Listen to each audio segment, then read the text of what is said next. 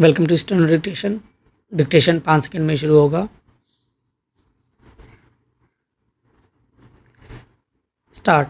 रक्षा मंत्रालय ने देश में बनने वाले रक्षा उपकरणों की जो नई सूची जारी की, वह यह बता रही है कि रक्षा मामले में आत्मनिर्भर होने की दिशा में तेजी से आगे बढ़ा जा रहा है।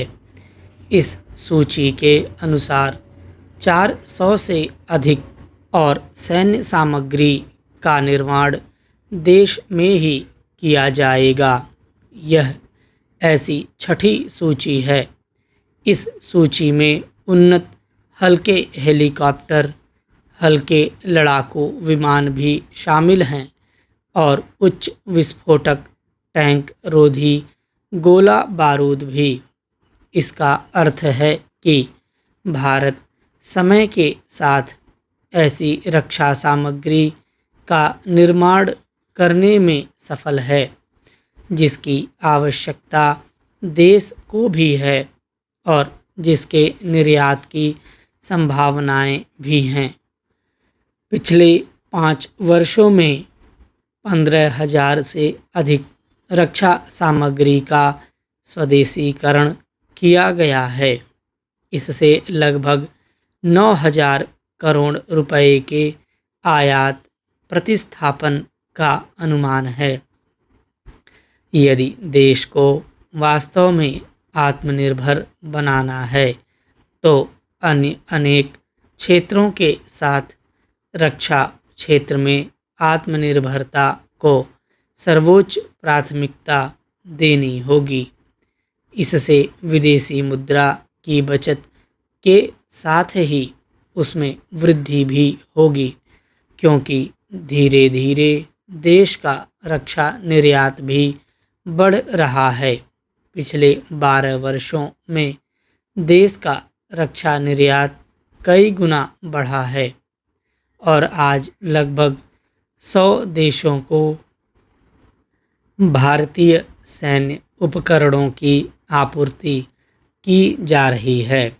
भारत को अपनी ज़रूरत की रक्षा सामग्री का स्वदेश में ही अधिकाधिक निर्माण इसलिए करना चाहिए क्योंकि अभी आवश्यक रक्षा सामग्री हासिल करने में अच्छी खासी विदेशी मुद्रा खर्च करनी पड़ती है।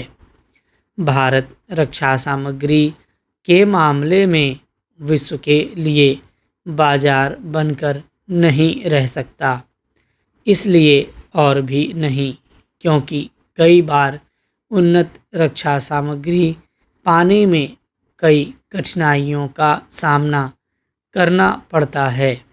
इनमें संबंधित देशों की कठोर शर्तें भी होती हैं।